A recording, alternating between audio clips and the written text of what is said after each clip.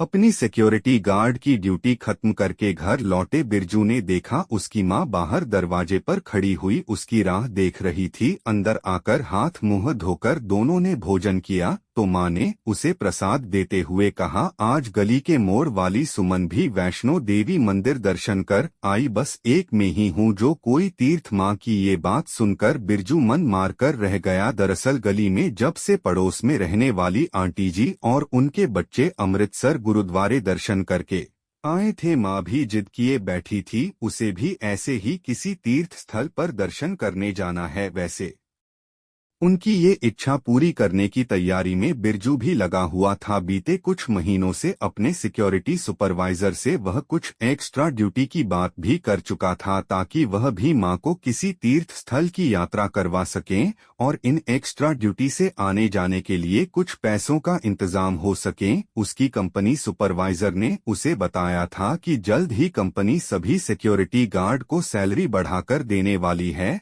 और पिछले कुछ दिनों से वो एक्स्ट्रा ड्यूटी भी कर रहा था, जिसके चलते वो सुबह 5 बजे निकल जाता था तो रात को 11 बजे तक लौटकर घर आया करता था। आज वो बहुत खुश था, वह जल्द से जल्द घर पहुंचकर अपनी मां को खुशखबरी सुनाना चाहता था कि उसकी सैलरी बढ़ गई है और आज की एक्स्ट्रा ड्यूटी मिलाकर और कुछ जोड़े हुए पैसे मिलाकर उसके पास लगभग 10,000 रुपये इकट्ठा हो गए हैं। घर पहुंचकर उसने देखा मां चुपचाप टीवी चलाकर बैठी हुई है। वह खुशी से उसके गले में अपनी बाहों को डालकर बोला, मां आपकी मनोकामना पूर्ण होती हुई दिख रही है। हम भी अगले हफ्ते ही जहां आप कहोगी वहां तीर्थ स्थल चलेंगे, चाहो तो माता वैष्णो देवी जी के दर्शन करने चलेंगे। अब मेरे पास 10,000 रुपये इकट्ठा हो गए हैं। माँ ने बिरजू की बात सुनकर चेहरे पर थोड़ी सी मुस्कान दी, पर उनकी मुस्कान में वो खुशी वो उत्साह नजर नहीं आ रहा था जो अक्सर वो दूसरे के जाने पर स्वयं के जाने का सोचकर उत्साहित हो उठती थी। क्या हुआ माँ, आपकी तबीयत ठीक तो है ना? मेरी तबीयत को क्या हुआ भला, मैं ठीक हूँ माँ बोली।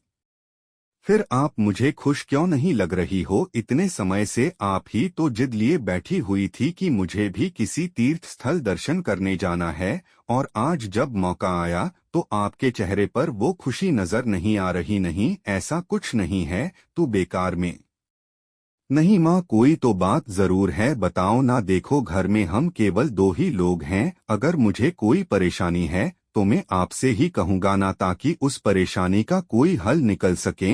और यदि आप परेशान हो तो मुझे नहीं तो किसे बताओगी, कहो ना। बिरजू की बात सुनकर माँ ने एकटक उसकी ओर देखा और फिर बोली, बिरजू मैं सोच रही हूँ भगवान तो सभी जगह एक ही हैं, तो बेकार इतनी दूर जाकर। माँ की अधूरी बात से ही बिरजू समझ गया कि जरूर माँ के मन में जरूर कुछ चल रहा है। वह उसके हाथों को सिर पर रखकर बोला, क्या हुआ माँ बताओ मुझे। बिरजू आज गांव से रामू लौटकर आया तो बता रहा था, तुझे याद है तेरे पिता के दोस्त केशव चाचा, तेरे पिता के मुसीबत के वक्त में उन्होंने हम सबकी हमेशा बड़ी मदद की थी और हमेशा हमारा साथ दिया था। अब वो तो रहे नहीं, उनकी बेटी की शादी है अगले महीने। सोचती हूँ एक अकेली माँ कैसे इतना कुछ कर पाएंगी, तो वापस गांव चली जाऊं। अब उनकी आर्थिक स्थिति भी अच्छी नहीं है, उन्हें कुछ पैसे की मदद भी माँ कहते हुए झिझक रही थी। बिरजू ने माँ के हाथ को अपने हाथ में ले लिया और कहा, माँ आपका उस तीर्थ से इस तीर्थ जाने का फैसला सही है, मैं समझ नहीं पा रहा ये सब कहते हुए आप झिझक क्यों रही है। माँ इस दुनिया में बेटी के कन्यादान से बढ़कर कोई तीर्थ नहीं है